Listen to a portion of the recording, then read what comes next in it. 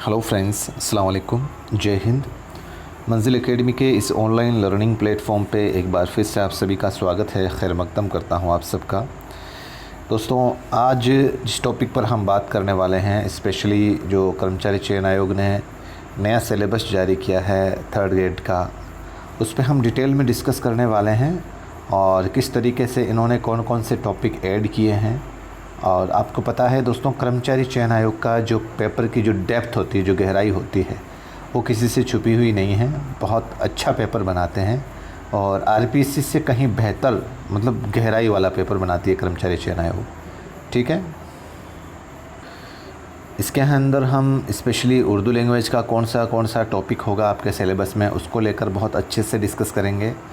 और जो पूरी मार्किंग है सिलेबस की, टोटल वो कितने नंबर की आएगी और कितने सवालात आएंगे, वो पूरा एक बार आपके ओवरव्यू में डिटेल के अंदर आसानी से एकदम कंफर्टेबल तरीके से आपको समझाने वाला हूँ।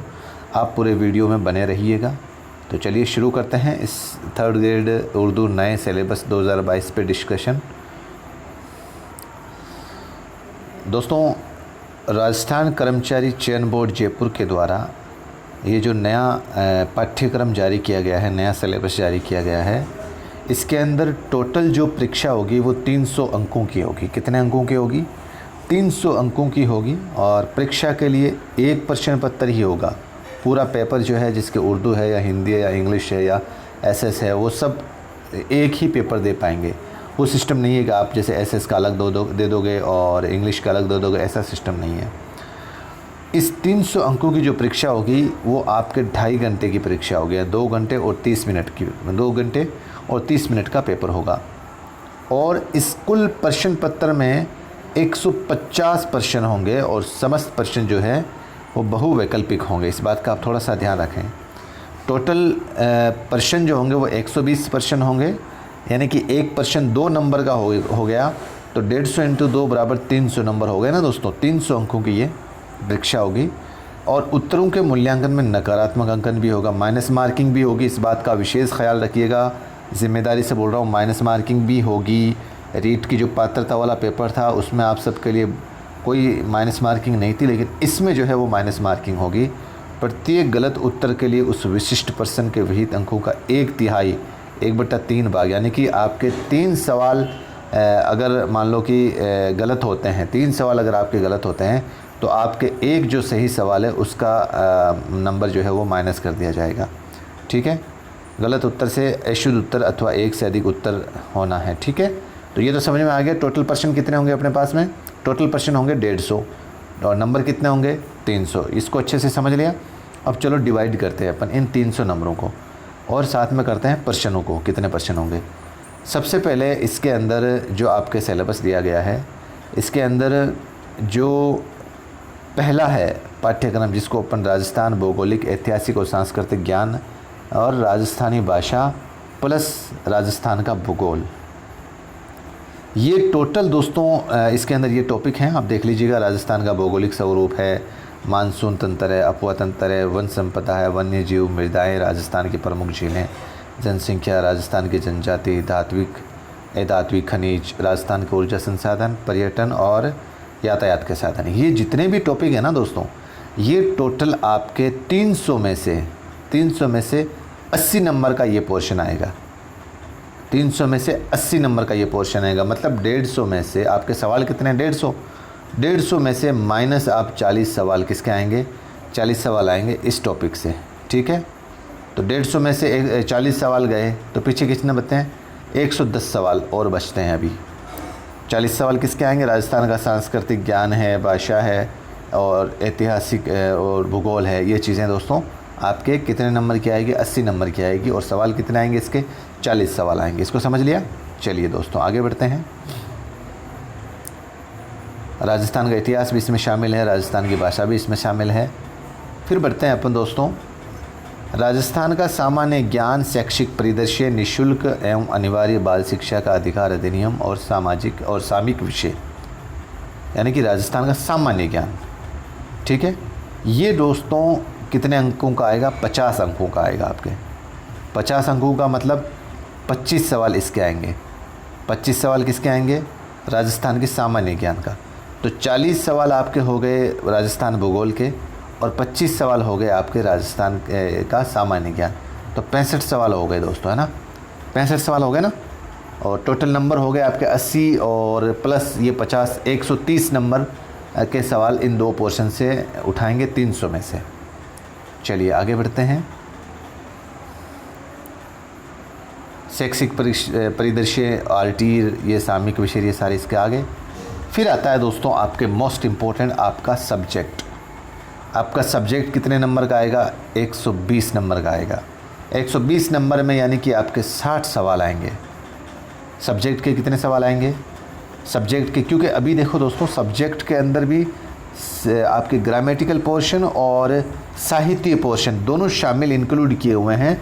इसके अलावा आपकी जानकारी के लिए बता दूं, इसके अंदर जैसे मान लो कि 120 ये होते हैं, 120 के 60 सवाल हो गए, तो आपके 40 सवाल राजस्थान भूगोल और इतिहास के और 25 सवाल हो गए आपके राजस्थान सामान्य ज्ञान के और 60 सवाल हो गए आपके सब्जेक्ट के। तो कितने हो गए?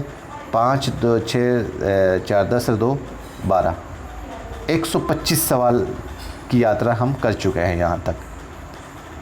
150 सवालों में से 125 सवालों की यात्रा हम कर चुके हैं। अब संबंधित विषय ज्ञान के अंदर अगर आपके हिंदी सब्जेक्ट है, हिंदी आप लेते हैं तो ये टॉपिक आपको तैयार करने पड़ेंगे।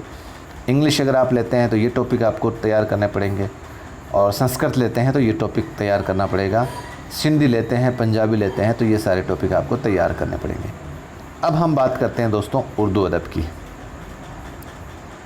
दोस्तों कितना मतलब एक तरीके से ये हमारा दुर्भाग्य है कि राजस्थान सरकार को एक उर्दू का टाइपराइटर नहीं मिला।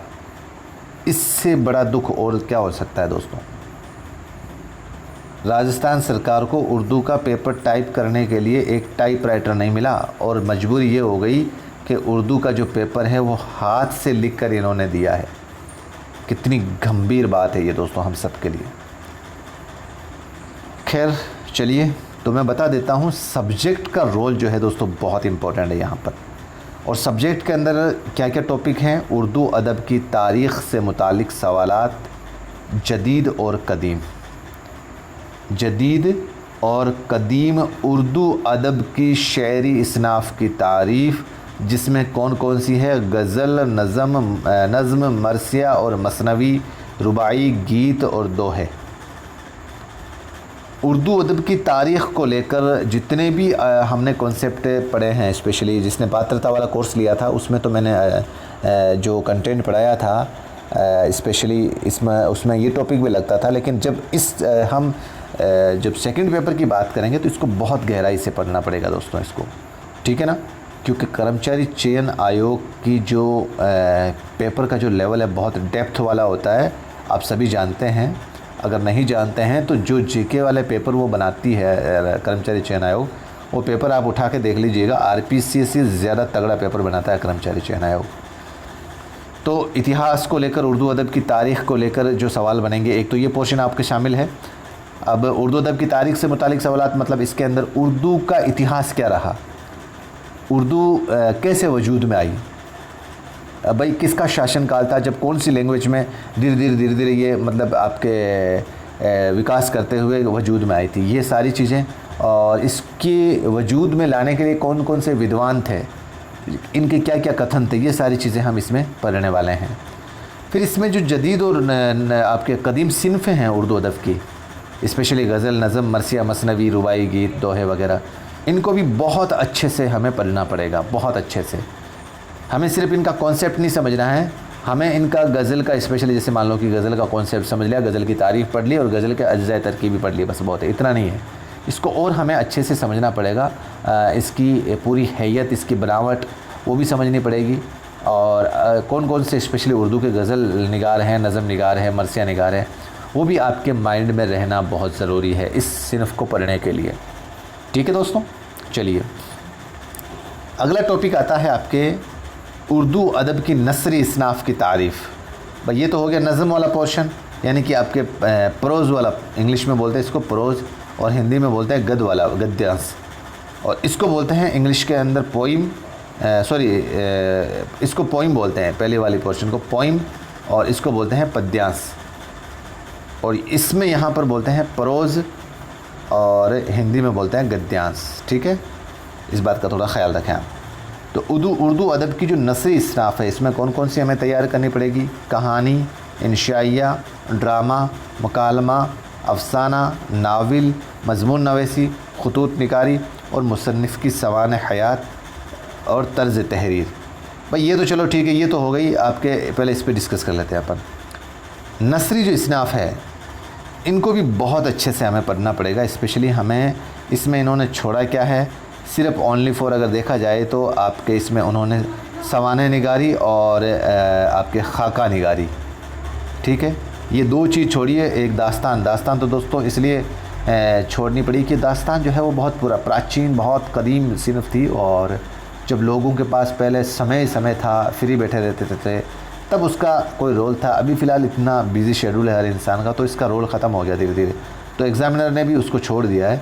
इसमें स्पेशली कहानी, इंशाइया, ड्रामा, मकालमा, अफसाना, नावल, मज़मून नवीसी और ख़ुतूत निगारी, ये इसने शामिल करी है।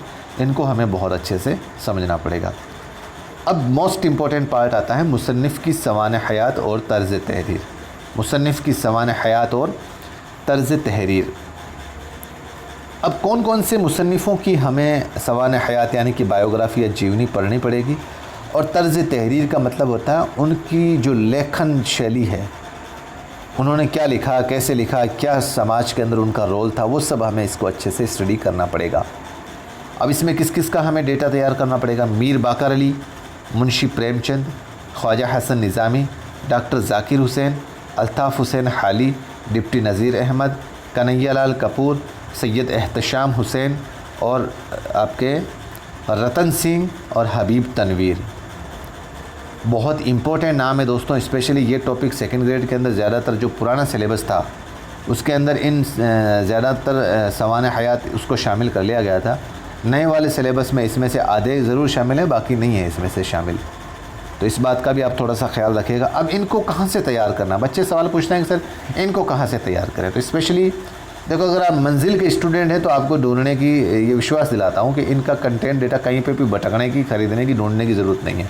अगर आप मंजिल से आप कनेक्टिविटी रखते हैं, मंजिल एकेडमी के कंटेंट से अगर कनेक्टिविटी रखते हैं तो आपको कहीं ढूंढने भटकने की ज़रूरत नहीं है।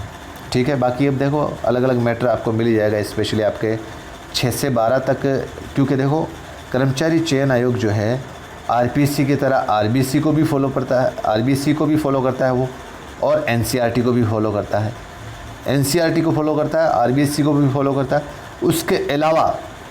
उसके अलावा भी जैसे मान लो कि कर्मचारी चयन आयोग इसी गहराई में रहता है कि कोई ऐसा सवाल निकाला जाए जो मतलब अल्ताफ़ हुसैन या ख्वाजा हसन निज़ामी से जुड़ा हुआ हो, चाहे वो इसमें इन आरबीसी की बुक में या एनसीईआरटी की बुक में हो या ना हो। ठीक है ना। चलिए, ये तो था आपके स्पेशली नसर निगारी के जितने भी शोराए किराम थे।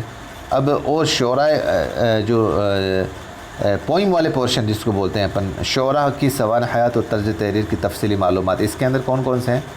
इसके अंदर हैं आपके तिलोक चंद महरूम, अख्तर शेरानी, सूरज नारायण, महर इस्माइल मेरठी, नज़ीर अकबर आबादी, मीर तकी मीर, मिर्ज़ा गालिब, अल्लामा इकबाल, साहिर लुधियानवी और कबीर। ठीक है, ये नाम दोस्तों आपके पोइम वाले पोर्शन से, नज़म वाले पोर्शन से तैयार करने पड़ेंगे। और ऊपर वाले में आपको नसर वाले पोर्शन में भी शामिल हैं और इसमें नज़म वाले पोर्शन में भी आपके शामिल हैं। तो इन स्पेशली माना जाए तो आपके दोस्तों जो साहित्य का पोर्शन है, साहित्य का पोर्शन ये पूरा का पूरा आपके स्पेशली जैसे ये वाला, ये सारा का सारा हमें उर्दू साहित्य के पोर्शन से तैयार करना पड़ेगा। ठीक है, अब बढ़ते हैं अपन उर्दू कवायद को लेकर। उर्दू कवायद के अंदर दोस्तों इसके अंदर देखिएगा कौन कौन से टॉपिक हैं।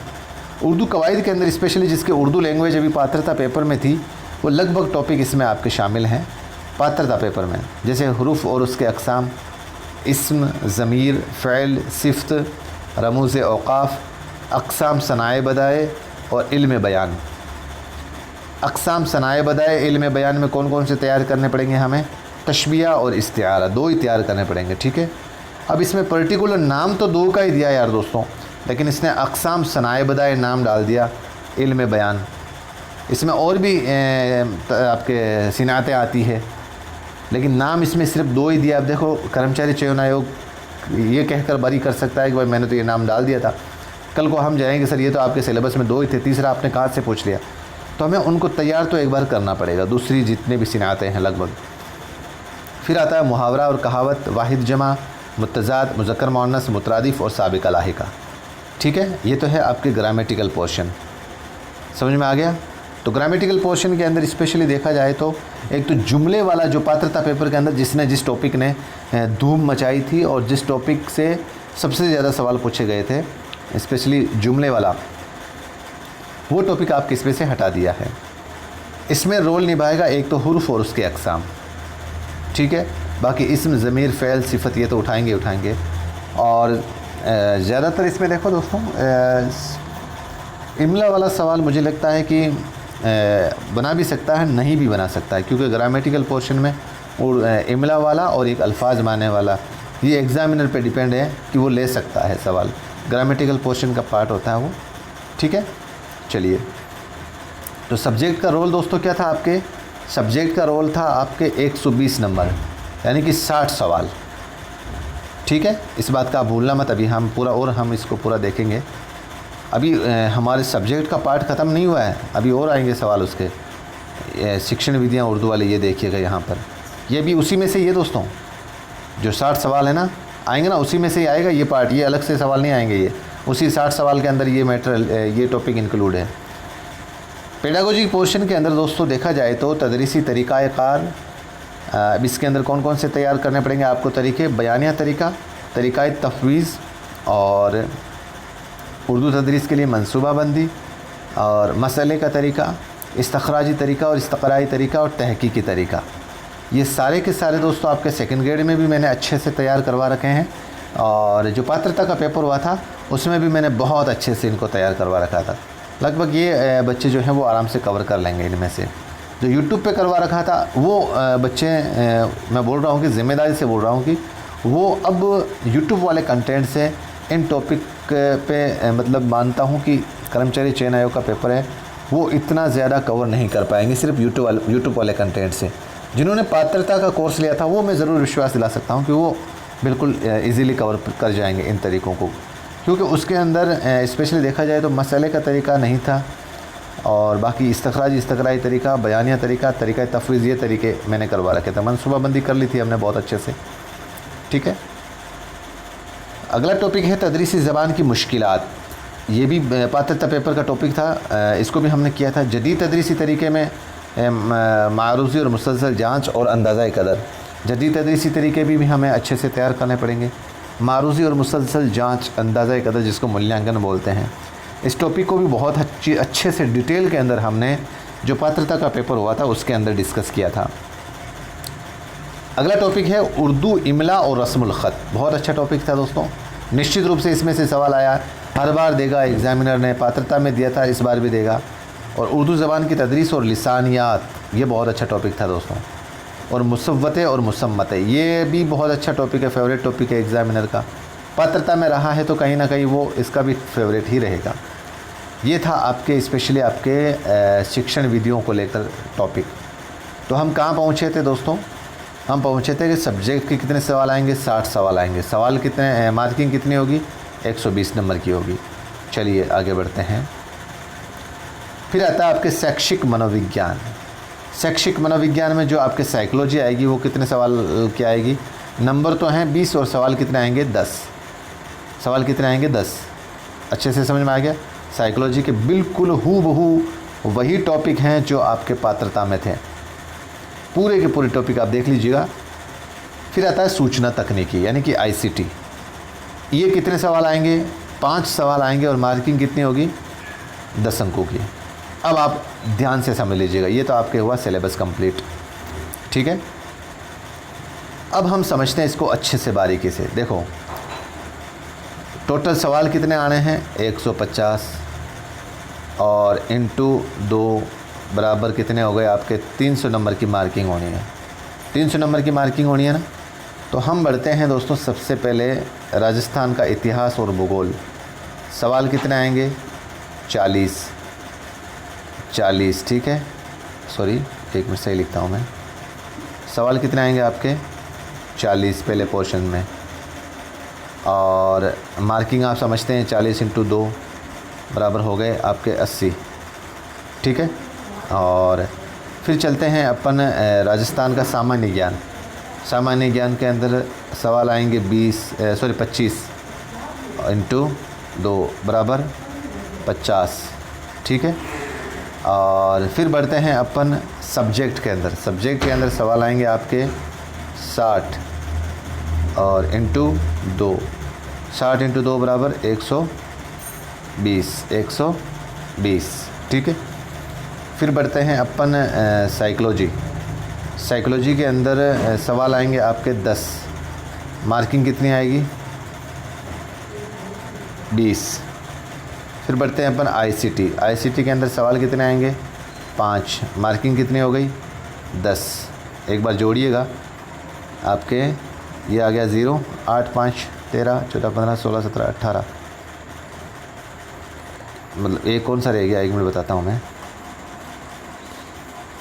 एक बार दोस्तों हमें बहुत अच्छे से इसकी नंबरिंग मैं बता देता हूँ, अच्छे से समझना है आपको। देखो, सबसे पहले था आपके राजस्थान इतिहास और भूगोल। इसके 40 सवाल आने हैं। 40 × 2 कितने हो गए 80। फिर लेते हैं राजस्थान सामान्य ज्ञान 25 × 2 बराबर कितने हो गए 50। फिर लेते हैं हम सब्जेक्ट के 60 सवाल। सब्जेक्ट के 60 सवाल × 2 बराबर 120। और फिर लेते हैं सब्जेक्ट की पेडागोजी। ये थोड़ा सी मैंने गलती से पेडागोजी का नंबर काउंट नहीं करवाया था आपको। आपके जो पेडागोजी का जो पोर्शन आएगा उसकी 20 नंबर की मार्किंग अलग होगी, यानी कि 10 सवाल अलग से पेडागोजी के आएंगे। तो आप यहाँ पर देख लीजिएगा, 10 × 2 बराबर आपके ये हो गए 20। और फिर बढ़ते हैं अपन साइकोलॉजी को। साइकोलॉजी के कितने सवाल आएंगे 10, और कितने नंबर की मार्किंग हो गई 10 × 2 बराबर 20। और फिर बढ़ते हैं अपन आईसीटी के। आईसीटी के सवाल आएंगे दोस्तों 5, और नंबर कितने हो गए आपके 5 × 2 बराबर 10। अब आप यहाँ पर जोड़िए एक बार इसको, देखो 40 और 25 कितने हो गए 65, और 60 125, और 125 से 10 135, 135 से 10 145, और 145 से 5 कितने हो गए 150। सवाल कितने हो गए टोटल दोस्तों 150 सवाल हो गए। और नंबर जोड़ लो आप, भले ही नंबर देख लो एक बार वापस। 80 और 50 कितने हो गए 80 और 50 आपके 130, 130 और 120 हो गए 150, और सॉरी 250, और 20 20 40, और 10 50 250, और 50 कितने हो गए 300। तो अच्छे से आप वापस समझ गए होंगे उम्मीद करता हूँ भाई। 150 सवाल हो गए, और × 2 इनकी मार्किंग करती हैं तो टोटल कितनी मार्किंग हो जाएगी 300 मार्किंग हो जाएगी। इस बात का आप थोड़ा सा ख्याल रखना। सब्जेक्ट का रोल जो है दोस्तों आपके कितने नंबर का हो गया 140 नंबर का हो गया है। वापस समझा दूं आपको, सब्जेक्ट का रोल जो है आप देख लीजिएगा, दिखाई देता हूं, चलिए ये देख लीजिएगा आप। संबंधित विद्यालय विषय का ज्ञान, ये लिखा हुआ है। टोटल कितनी मार्किंग है यहाँ पर 120 की तो मार्किंग है सिर्फ विद्यालय विषय के ज्ञान की, यानी कि 60 सवाल इसके हैं। ठीक है, फिर हम थोड़ा सा नीचे आएंगे ना, देखो यहाँ से ये देखिएगा दोस्तों, एक सेकंड, ये रहा शैक्षिक रीति विज्ञान। इसके 20 सवाल अलग से आएंगे, यानी कि जो पेडागोजी का पोर्शन है ना, जैसे यहाँ पर पेडागोजी के अंदर हिंदी के विषय के टॉपिक ये हैं, इंग्लिश के ये हैं, और आपके संस्कृत के ये हैं, सिंधी के ये हैं, पंजाबी के ये हैं, और उर्दू के हमारे ये तरीके रहे। ये 20 टोटल। इसका मतलब हमारे अब सब्जेक्ट का रोल कितना हो गया दोस्तों 60 तो सब साहित्य का पोर्शन हो गया, और 20 सवाल जो है आपके 10 सवाल जो है इसके पेडागोजी के पोर्शन के हो गए। टोटल 70 तो सवाल आएंगे, और नंबर कितने हो गए 140। अब याद रखना दोस्तों, सब्जेक्ट का जो रोल है वो हो गया आपके 50-50 मान के चलो आप। पूरे पेपर में सब्जेक्ट का रोल है वो क्या है 50% आपके सब्जेक्ट का रोल हो गया भाई। 140 नंबर की मार्किंग अगर 300 में से आपके जो है सब्जेक्ट डिसाइड करेगा, तो आप मान के चलो ना दोस्तों 300 में से 140 160 नंबर की मार्किंग ही बाकी बचती है दोस्तों। तो सब्जेक्ट का रोल बहुत ज़्यादा इम्पोर्टेंट रहने वाला है, और सिलेक्शन के मतलब एक तरीके से नज़दीक लाने में सब्जेक्ट का रोल जो है वो बहुत इम्पोर्टेंट है। इसलिए हमें जो है एक बार उम्मीद करता हूँ कि ये सिलेबस जो मैंने डिस्कस कराया आपको, उम्मीद है आपको बहुत अच्छे से समझ में आ गया होगा। अब रही बात कि सिर्फ तैयारी कैसे करें, मंजिल एकेडमी इसका कोर्स शुरू करेगी कि नहीं करेगी। तो दोस्तों मंजिल एकेडमी का एक सिद्धांत है कि जब तक किसी जो कोर्स अभी चल रहे हैं अगर वो पूरे नहीं होते हैं तब तक मंजिल एकेडमी दूसरे कोर्स शुरू नहीं करती है। इस बात को आप गांठ बांध लीजिएगा बाकी चैनलों की तरह, क्योंकि स्पेशली अगर मान लो मैं आज ही कोर्स लॉन्च कर दूं और कल को मैं खुदा ना खास्ता आपकी उम्मीदों पर खरा नहीं उतर पाया तो मुझे आपकी बद्दुआ लगेगी और मुझे इस गुनाह से बचना मेरी मतलब सबसे पहली शर्त यही है कि मैं किसी ऐसे स्टूडेंट्स का या किसी ऐसे गार्जियन का या किसी ऐसे खुदा के बंदे का दिल ना दुखाऊं जिससे मुझे तकलीफ़ हो। ठीक है, तो ये अब रही बात कि सर फिर आपका कोर्स कब शुरू होगा। दोस्तों ये जो टॉपिक है ना आपके, ये टॉपिक मान के चलो सिर्फ ओनली फॉर मंजिल एकेडमी की खासियत रही है, सिर्फ 2 महीने का, मैक्सिमम 2 महीने का कोर्स है, मैक्सिमम बोल रहा हूँ मैं।